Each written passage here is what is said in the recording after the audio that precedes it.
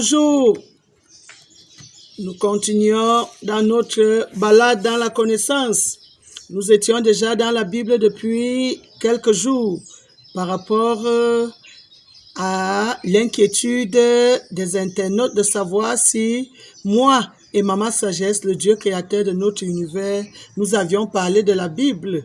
Et je vous ai répondu oui, très longuement et très profondément. Alors, nous essayons d'utiliser cet instrument appelé Bible. Je veux dire cet outil appelé Bible depuis quelques jours. Il y a des pages qui deviennent un peu plus intéressantes.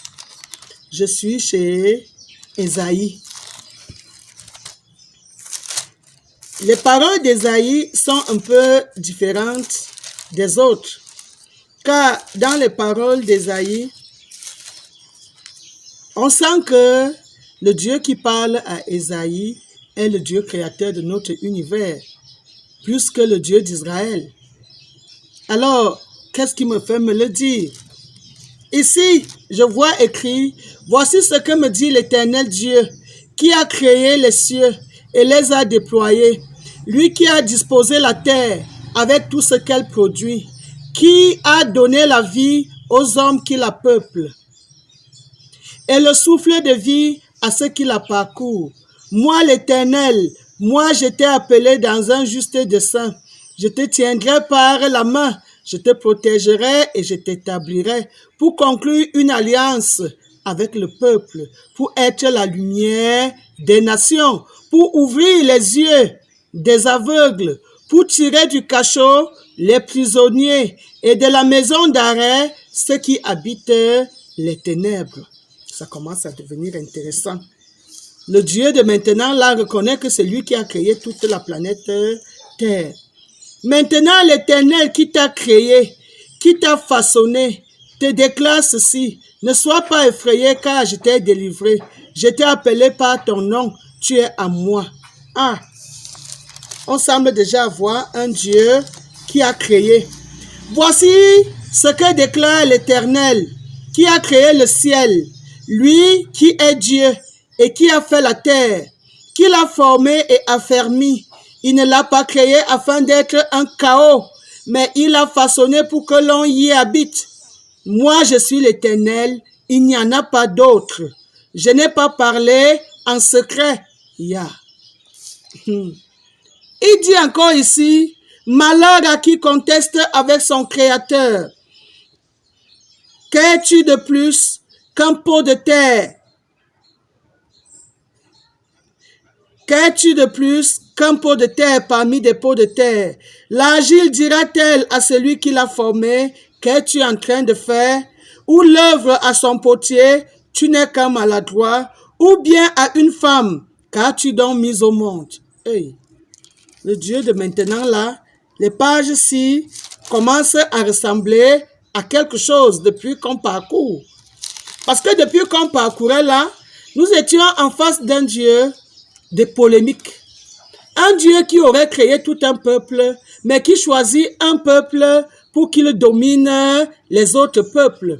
Et ces discours-là faisaient du bien aux colons quand ils sont venus coloniser l'Afrique, parce qu'ils se disaient qu'ils avaient, au travers de ces écritures, la permission venant du Créateur de dominer sur les autres, de leur arracher librement tout ce qu'ils ont et de les tuer quand bien même l'ordre vient de Dieu. Et ça arrangeait, ces textes ont beaucoup arrangé les colonisateurs. Et ils les lisaient en se délectant parce qu'ils se disaient, ils sont envoyés de Dieu. Bon, chacun justifiera ses actes un jour. Mais maintenant, je semble être face à un Dieu qui reconnaît que tous les peuples de la terre lui appartiennent. J'ai encore mon globe devant vous. On parlait d'Israël tout à l'heure. Quand je regarde où est situé Israël, je vois que un peu au-dessus d'Israël, il y a la Syrie. Un peu à côté là, il y a Irak. De l'autre côté là-bas, il y a Égypte. De l'autre côté là-bas, il y a Arabie Saoudite. C'est un petit point là. Croyez-vous que Dieu habite ici? Dieu n'habite pas Israël. Dieu est le créateur de toute cette planète.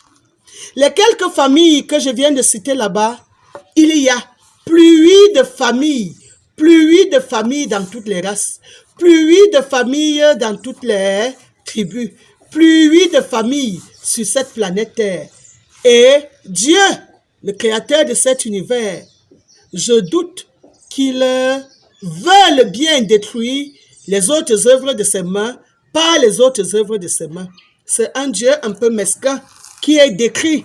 Un Dieu qui crée déjà des divisions. Un Dieu qui annule déjà certains genres.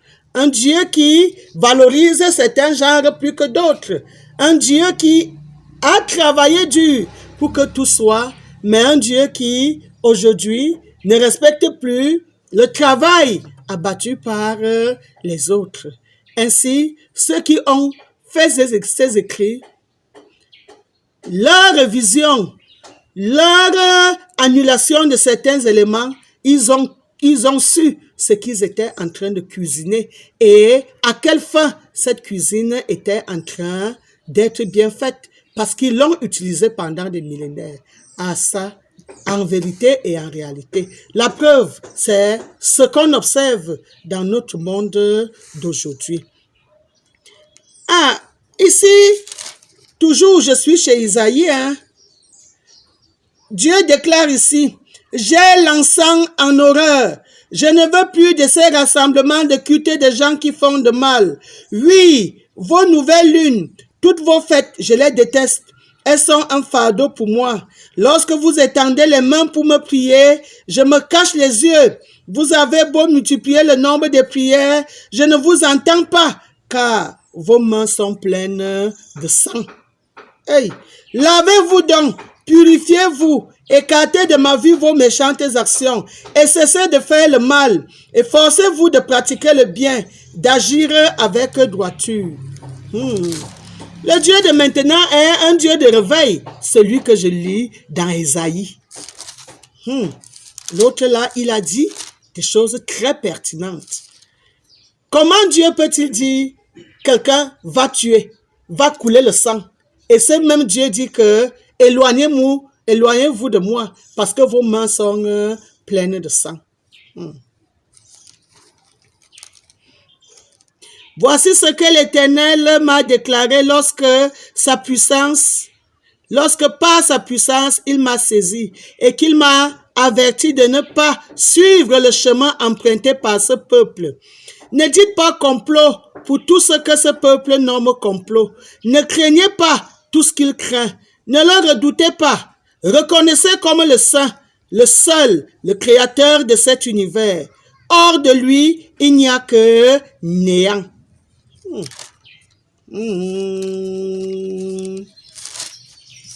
Il y a un Dieu qui, au milieu du brouhaha, est en train de dire beaucoup de vérités.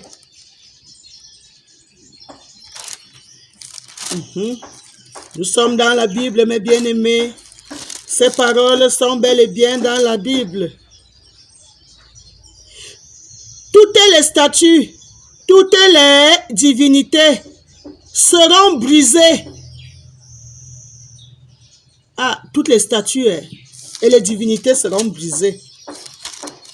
Je lis juste. L'alliance avec la mort que vous avez conclue sera anéantie. Et votre pacte fait avec le séjour des morts ne subsistera pas. Quand le flot débordant déferlera, il vous écrasera. Ce sera la terreur que d'en comprendre le message. Donc Dieu n'est même pas content du culte des morts que on nous impose. Partout où on nous demande de parler Dieu. Sur la terre-ci. Et ce qui est encore étrange, c'est que tout ce monde-ci, chacun a eu un jour de mort, et un jour de naissance et un jour de mort. Même Jésus, il est mort à 33 ans. Mais ce qui se vit sur la terre aujourd'hui, c'est que la terre a semblé réveiller tous les morts de la Bible. Ils sont bien assis quelque part. Parce qu'ils auraient eu un contact avec Dieu, alors eux-mêmes deviennent des dieux. On les invoque, ils apparaissent dans des groupes de prière. Ils sont en train de délivrer un peuple qu'ils n'ont pas créé. Un monde qui ne savent pas où il vient, où il va. Dieu a produit toutes les âmes des humains. Il a matérialisé nos corps. Il nous octroie le souffle de vie. Il sait pourquoi nous sommes sur la terre. Maman Sagesse est son nom.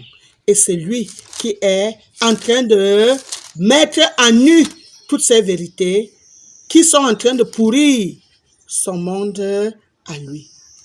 Laissez sortir le peuple qui est aveugle, tout en ayant les yeux, et qui est sourd, bien qu'il ait des oreilles. Que toutes les nations s'assemblent et que les peuples se regroupent. Qui parmi eux avait prédit ces choses? Qui avait annoncé les événements antérieurs? Qui cite leurs témoins et qui se justifie? Il dit, moi seul, je suis Dieu. Avant moi, aucun Dieu ne fut jamais formé. Et après moi, jamais il n'en existera. Moi, je suis l'Éternel. Et en dehors de moi, il n'y a pas de Dieu. C'est moi qui ai prédit. C'est moi qui ai sauvé. Je me suis fait entendre. Pas un Dieu étranger ne l'a fait. Et vous, déclare l'Éternel, vous êtes mes témoins, et c'est moi qui suis Dieu. Oui, je le suis depuis toujours. Il n'y a personne qui puisse arracher de ma main ce que je réalise, qui pourrait l'annuler. Voici ce que déclare l'Éternel, le libérateur. C'est à cause de vous que j'envoie cet enfant. Il n'a pas précisé le nom de l'enfant. Je suis sûr que beaucoup attendaient l'envoyé de Dieu parmi les hommes de sexe masculin. Je suis sûr que beaucoup attendaient l'envoyé de Dieu parmi les blancs.